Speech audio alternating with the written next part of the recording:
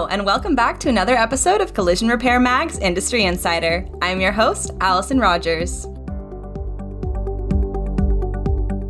Welcome back, everyone, to Collision Repair's Industry Insider. I'm your host, Allison Rogers. Today, we're here with Blair Earle, the Managing Director of IAA, formerly known as Impact Auto Auctions. So that's exactly what we're here to talk about today, the company's recent global rebrand to IAA. Blair, welcome back to Industry Insider. You've been featured on the podcast before. We're glad to have you here for a chat today. Allison, great to be back and look forward to chatting about the rebrand for IAA in Canada. Absolutely. So you've been with IAA for 10 years and in the industry, of course, for even longer. But before we dive into things today, could you give some background on just your experience in the industry, your role with IAA, and maybe a little bit of background on how IAA serves the Canadian market? Allison, you make it sound like I've been around since the horse and buggy days. I started out actually my career with a manufacturer in Canada with General Motors and moved through a couple of departments there. And I spent some time in the rental car business and moved through operations, remarketing, and sales to both the insurance and fleet industry. And then my 10 years with IAA, boy, it's gone fast. I've been involved with business development in the remarketing segment of the business and VP of sales for the insurance and remarketing space. And the last 3 or 4 years, I have responsibility for the Canadian business and running our operations from coast to coast. And very proud of the impact history of our 36 years in the business in Canada. Absolutely. So you've worked in many different verticals of the industry and settled with IAA. Like you said, 10 years. And I don't mean to make you sound old, Blair, at all. You just got lots of experience. So like I mentioned at the beginning, we're here to talk about IAA's rebrand today. Could you maybe list some reasons for the rebrand? Because some of our customers might be scratching their heads when they see the 3 letters on the screen when they're used to seeing Impact. Right. So, we've got a long history in the country. Our Canadian-focused business model and our leadership position will continue. But, it allows us to leverage the resources of IAA and continue to invest in the infrastructure within the Canadian marketplace. We've developed a technology platform right now we're very proud of that not only is used in Canada, but is used around the world. So, the job of IAA and Impact, is to put buyers and sellers together to extend the life cycle of a vehicle. The technology platform that we bring forward and our ability to innovate and also lead our service delivery in the country from coast to coast. So we will continue to do that and continue to have a strong market leadership position with a Canadian head office. But it allows us to get product to market faster for our buyers, especially without having to rebrand it for Impact. So we're coming from a place of strength, Allison. Mm-hmm, absolutely. And strength is definitely seen in your global company. You've got 210 and more branches in the US, UK, and Canada, 14 facilities in Canada, buyers in over 170 countries. Lots of big numbers there that we're seeing. So that's globally. You're a global brand, but as you mentioned, you've got roots here in Canada. So why is being under that global IAA umbrella important for the company? Well, I touched on it just briefly, but one of the things in the marketplace right now, not just in the automotive segment, but in any business that any of us touch, is the speed to the market that we can deliver for the customer. And our customer are buyers and sellers. And one thing we're focused on, the strong Canadian team that delivered the system is involved in the bigger planning piece. So, the rebranding is a reflection of the commitment to investment, our innovation, and our collaboration as a global company to have all products underneath that IAA brand in the country. Mm-hmm. I got it. Understand.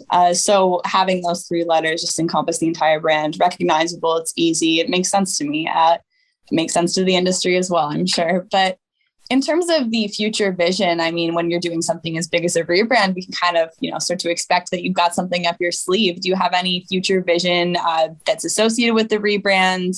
Anything in Canada specifically that you can speak to? One of the things that, we brought to the market over the last couple of years is our digitalization of the marketplace. And, buyers are used now to maximizing their time. A lot of our buyers are, small business owners who we've listened to over the years. And one of the things they wanted is the ability to have the most amount of information, the most amount of innovation, and save time in their businesses. And what we've done that with our Interact platform is that we've given them the experience of having all the imagery of the auction. So our 360 view or high resolution images are key images. A buyer can go on and see all those pieces for each individual unit and have all the information just as if they were, walking out to see the vehicle in the auction space. And all that information is also delivered through that same platform.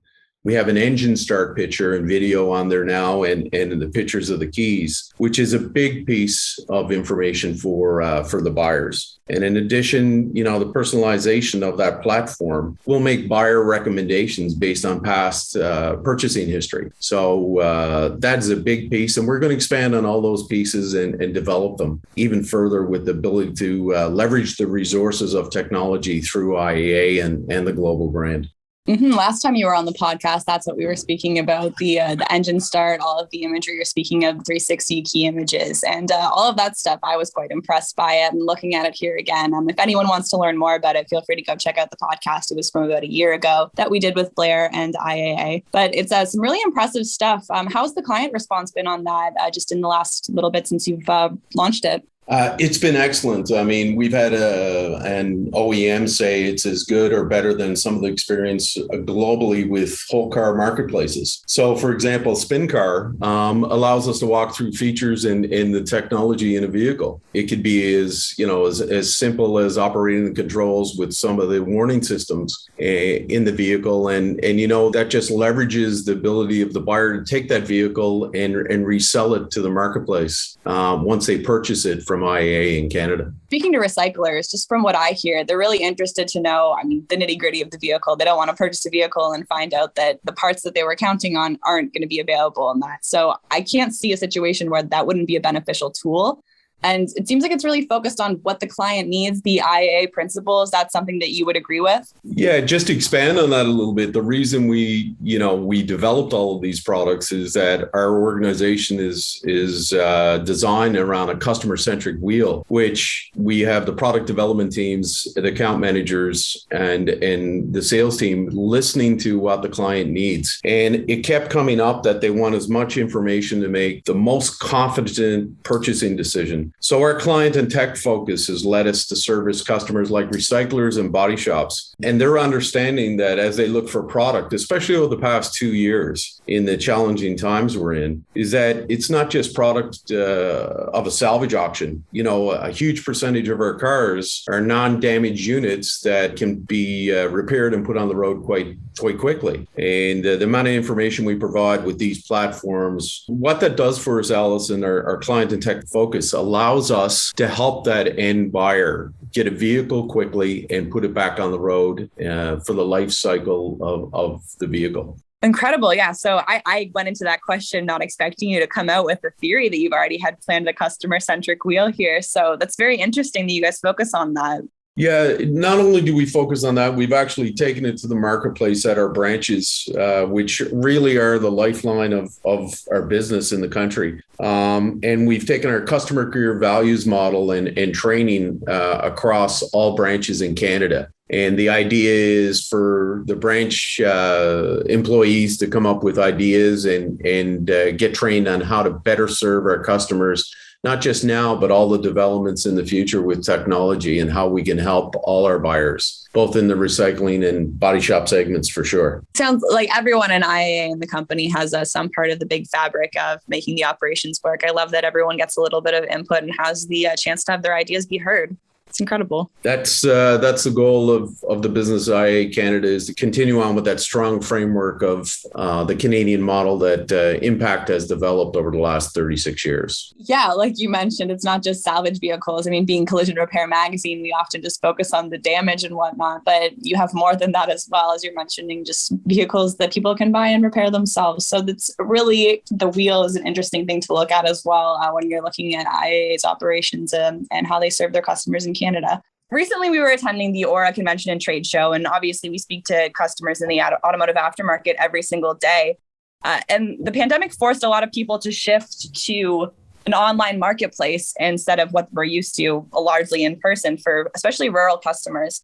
So how did IAA respond to that shift? And was that something that affected your line of business as well? Definitely. And, leading up to the pandemic, 70% of our product was bought online anyway. We still had, those buyers that historically have come out to the lanes, and we love our buyers and seeing them. But for streamlining the business and efficiency for our customer, we moved to digitalization and an online auction space rather quickly and rolled that out in the first 2 months. So that was planned anyway, but we sped up our process, and it was so well received by the customer. It's actually a platform right now that we're taking to other countries. And I think the need to do that is going to continue in the future. I've been standing in line at a Tim Hortons where the buyer's got an auction on his phone and he's purchasing cars. So, the ability to operate our businesses and be flexible for the future is one of the things we're focused on. And the rebrand from IAA allows us to leverage our technology teams, not just in Canada, but in the USA and the UK for the Canadian market.